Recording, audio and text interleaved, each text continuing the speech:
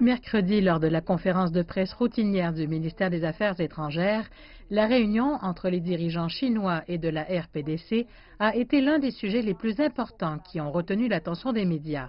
Le porte-parole du ministère des Affaires étrangères, Lu Kang, a parlé de la signification de la réunion entre les deux dirigeants et de son impact sur la question de la péninsule coréenne et sur la situation régionale. Il a dit que les présidents Xi Jinping et Kim Jong-un ont échangé leurs points de vue sur les relations bilatérales et les sujets d'intérêt commun.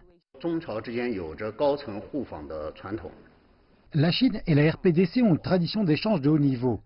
En fait, les échanges de haut niveau ont joué un rôle moteur dans la promotion des relations bilatérales.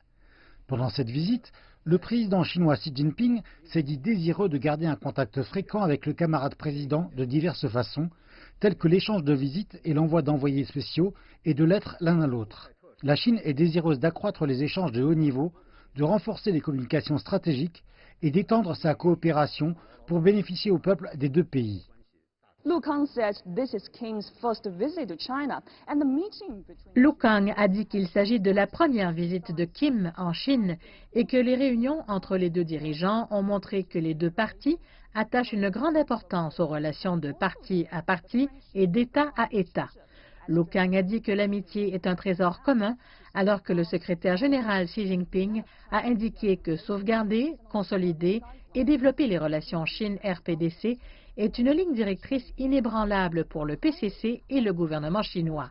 Le secrétaire général Xi Jinping a parlé en termes élogieux des efforts importants réalisés par la partie de la RPDC pour améliorer la question de la péninsule coréenne. Le porte-parole du ministère chinois des Affaires étrangères, Lu Kang, a ajouté que Xi Jinping avait souligné que la Chine continuera à jouer un rôle constructif et restera prête à travailler avec toutes les parties dont la RPDC afin de renforcer ensemble l'approche à double voie proposée par la Chine et d'autres suggestions utiles, et de travailler à la dénucléarisation de la péninsule coréenne ainsi qu'à la paix et à la stabilité à long terme dans la région et dans le monde.